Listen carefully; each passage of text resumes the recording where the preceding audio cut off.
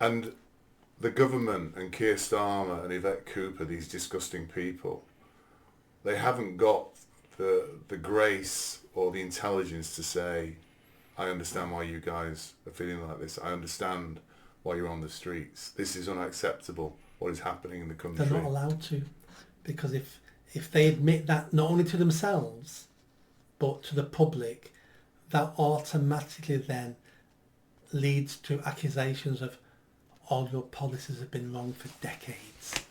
You've been complicit in this. And nobody in a position of power ever wants to admit they're wrong, because they want everyone to think they're amazing and intelligent and they've got all the answers. The second weak people start thinking that other people know that they're the emperor's new clothes, they haven't got all the answers, that's when they lose power. So they've got to double down on this. That's what Keir Starmer's done. He's doubled down. He knows he can't admit the truth.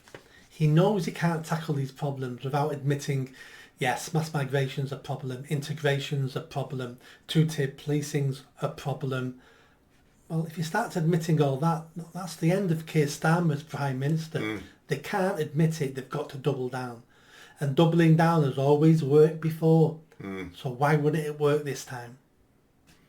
But I think you're saying there's a problem of ambition here. I think it's far simpler than that. I really don't think he knows what to do. I don't think Keir Starmer knows what to do. I don't think Yvette Cooper. I don't think anybody in the government knows what to do, because, as you've often said, these are career politicians. They don't know about real life, how to face real life and deal with real life.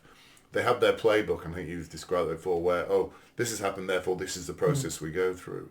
They're not understanding what's actually happening, and therefore they don't know real people. Yes, they only know middle class white people like them, politicians, the elite who work for the big institutions. They only know these people. And they'll meet working class poor people every now and again, but they weren't brought up with them. They don't live on their streets with them. They don't socialise with them.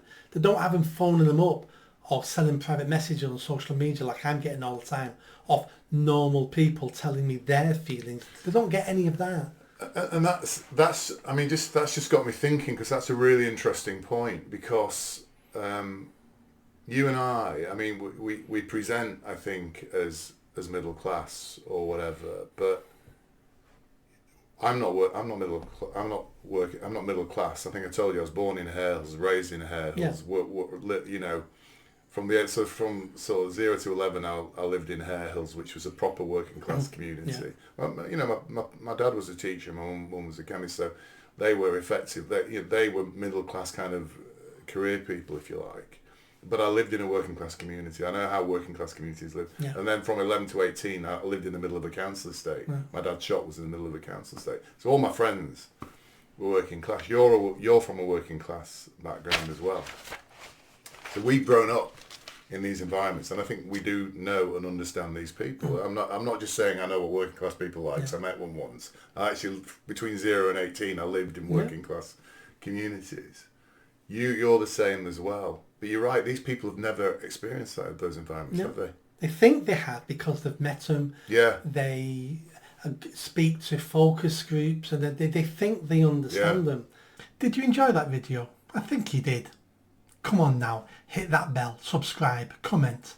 Let's build this channel. I need more followers, I need more subscribers. Be part of the journey. See you soon.